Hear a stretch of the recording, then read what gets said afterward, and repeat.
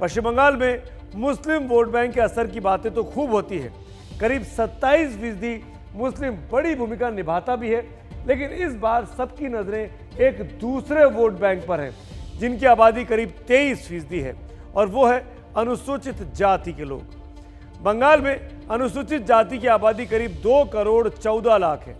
कुल आबादी में यह हिस्सा 23% के आसपास बैठता है। 9 जिलों में इनकी आबादी 25% से ज्यादा है। 127 विधानसभा सीटों पर जीत और हार यह अनुसूचित जाति का समुदाय तय करता है। 6 जिले ऐसे हैं जहां इनकी आबादी 15 से 25% तक है, जहां 78 विधानसभा सीटों पर इस समुदाय का असर पड़ता है। राज्य में छोटे बड़े कुल मिलाकर अनुसूचित जातियों के 60 समूह हैं। कुल अनुसूचित जाति में राजवंशी समुदाय करीब 18% है, बागड़ी समुदाय करीब 15% है और नामशूद्र समुदाय करीब 17% है। मतुआ समुदाय इसी नामशूद्र समुदाय का ही हिस्सा है। लोकसभा चुनावों में इसी समुदाय की बदौलत बीजेपी रिकॉर्ड तोड़ सीट जीत पाई थी 2019 में। ऐसे ही चमत्कार की उम्मीद उधर विधानसभा चुनाव में भी है और उसी वोट पर ममता की भी नजरें गड़ी हुई है।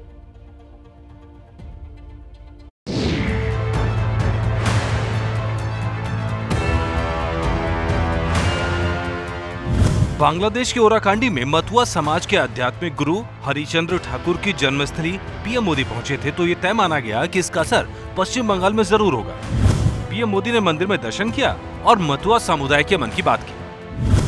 मैं आज वैसा ही महसूस कर रहा हूं जो भारत में रहने वाले मतुआ संप्रदाय के मेरे हजारों लाखों भाई बहन ओराकांदी आकर जो महसूस करते हैं, आज मैं भी वही महसूस कर रहा हूं।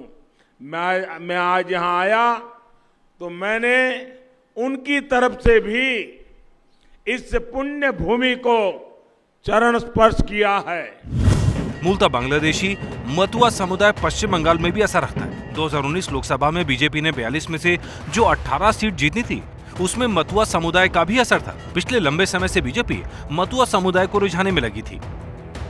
नवंबर में अमित शाह ने मतुआ समुदाय से जुड़े नवीन विश्वास के घर खाना खाकर संदेश दिया था, लेकिन निशाने पर सिर्फ मतुआ समुदाय नहीं बल्कि दूसरी अनुसूचित जातियां भी थी।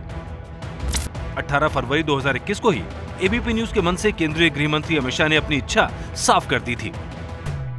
मतुआ और नामशूद्र समाज 19 में जितना भारतीय जनता पार्टी से जुड़ा था, उससे अधिक 20 में जुड़ा रहेगा, क्योंकि हमने 18 में वादा किया था कि हम सिटीजनशिप अमेंडमेंट एक्ट लेकर आएंगे, जिससे 70 साल से वो लोग जो एक प्रकार से निग्लेक्टेड जीवन जी रहे हैं, उनको अपने अधिकार प्राप्त नहीं होते, उनको सम्मान प्राप्त नहीं होता, वो सम्मान दिलाने का हम प्रयास करेंगे, ऐसा हमने कहा था।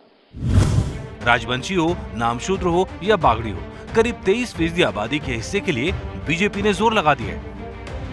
वहीं ममता भी इस समुदाय को अपने पाले में करने में लगी है। इस बार के चुनाव में टीएमसी ने 79 दलित कैंडिडेट खड़े किए।